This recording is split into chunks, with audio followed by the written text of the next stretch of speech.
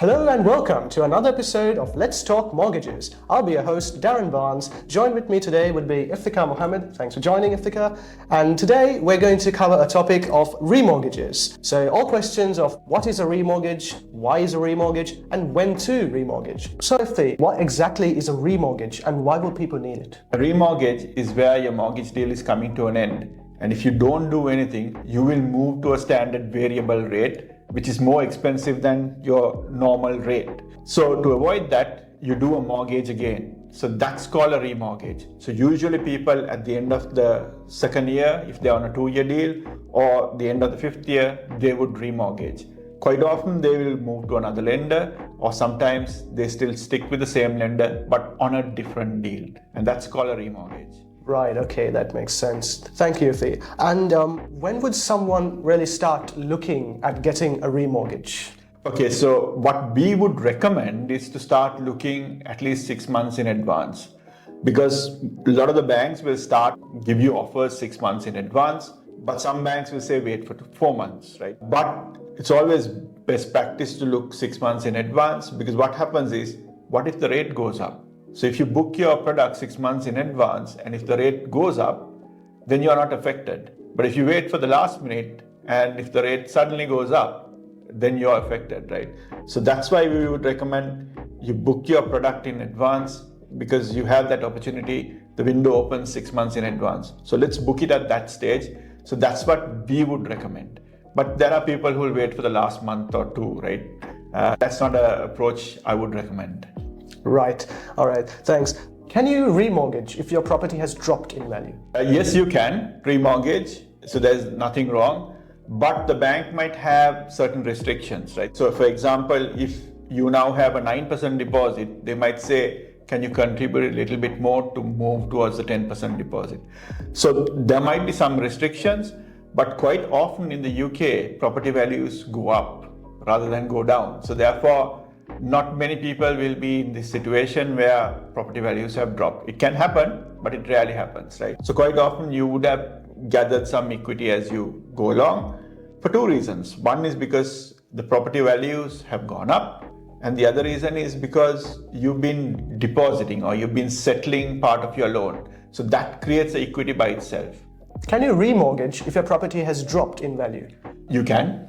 So what the lenders would do is, most lenders will want a 10% deposit or a 5% deposit. So most of the time people do have that equity, so they won't have a problem. But if it falls below that limit, the bank might suggest to you to put a little extra money. So for example, if you're on a 9% deposit, they might say, can you make it 10% so that we can give you the mortgage, right? So, but that happens very rarely, because one is the UK property market is very buoyant, and prices are going up, right? So because the prices are going up, you are unlikely to be in that situation. Plus, when you take a mortgage, you also pay monthly. So when you pay monthly, you pay off some of the capital.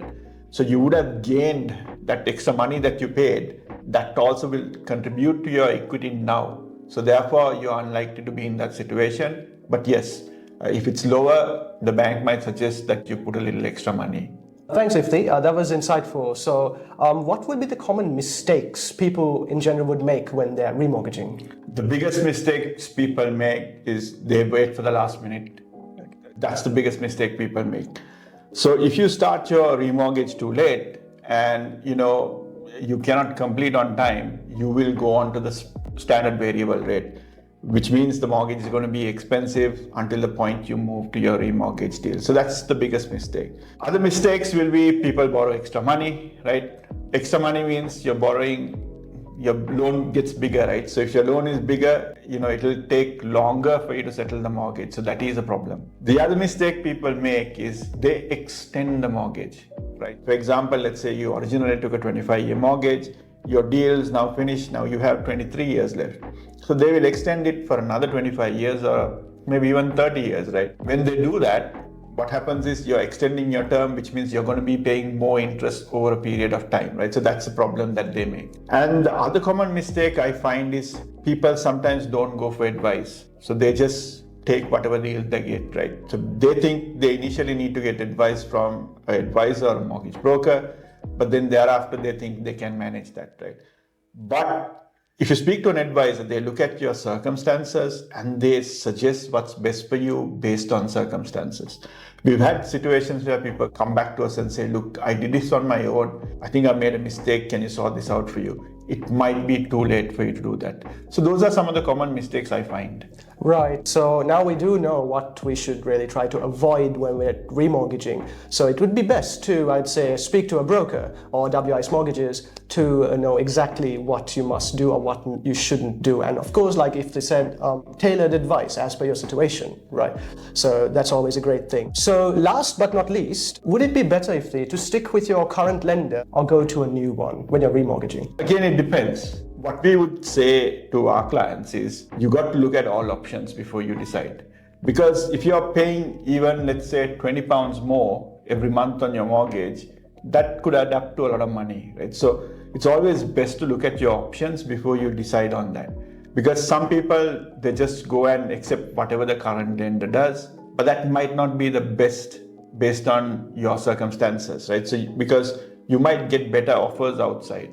So always evaluate what's there for you and also look at what is out there for you as well, right? So based on that, you can make that call.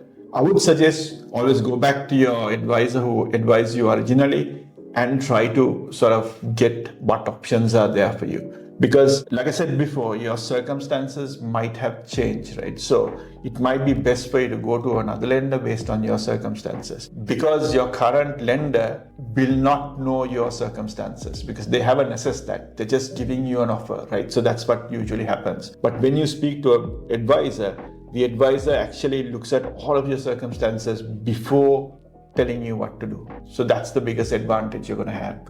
Right, thanks. So there we have it now. We know exactly what we must do, and it seems from it, the best advice would be to just go to your mortgage broker, where they basically, custom and give you tailored advice as per your situation. Thanks, Ifti, for covering all those points and questions our viewers have asked us. So I believe now we have a much more clear and concise answer to what remortgaging is and how they should approach a remortgage. So if you, the viewers, have any more questions, just feel free to let us know in the comment section down below and we'll be happy to get back to them. And of course, if you enjoyed this video, don't forget to like the video and smash that subscribe button. And we'll see you in the next episode of Let's Talk Mortgages. I'm Darren Barnes and this is Iftikhar Mohammed signing out.